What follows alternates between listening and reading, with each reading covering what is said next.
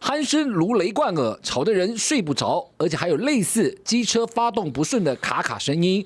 现在上班族不少人晚上困不后，打呼声不仅吵到别人，连自己的睡眠品质都跟着下降。很像坦克车啊，就是随时然后会发个炮之类的，然后或是吹包子啊什么的，睡觉都睡不饱啊，然后都黑眼圈上班啊。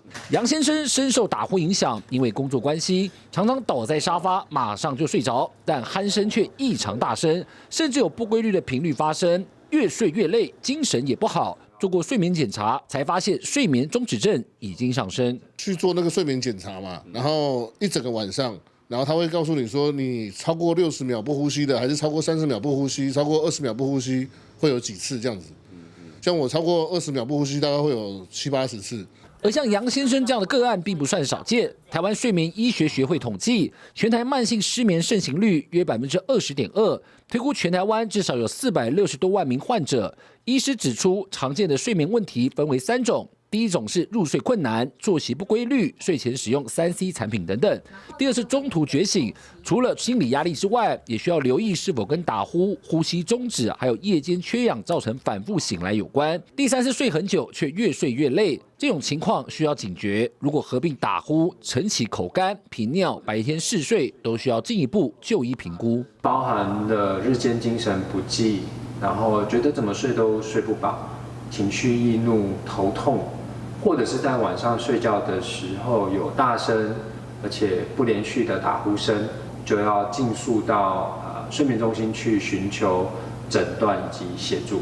根据数据显示，全球约有9亿多名成年人患有睡眠呼吸中止症，其中将近半数是中重度。现行传统睡眠检查资源少，民众排队至少得半年到1年才能获得住院检测机会，严重延缓了治疗黄金期。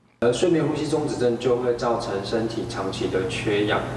今天身体一旦产生缺氧的状况，就可能并发产生高血压、心脏病、糖尿病、中风，甚至有猝死的可能。那我们氧气对我们的脑部跟心脏都相当重要。那特别是脑部，当脑部的氧气的含量减少的时候，会让我们的思考的脑力会变得比较慢。那甚至我们这个泛称认知功能。那认知功能对于说我们在白天的工作的专注力还有记忆力，都会受到影响。现在有医疗团队透过 AI 技术来简单判断，民众可以请家人录制睡眠音档。第一等级是绿灯，就是单纯鼾声，不伴随呼吸中止，风险低。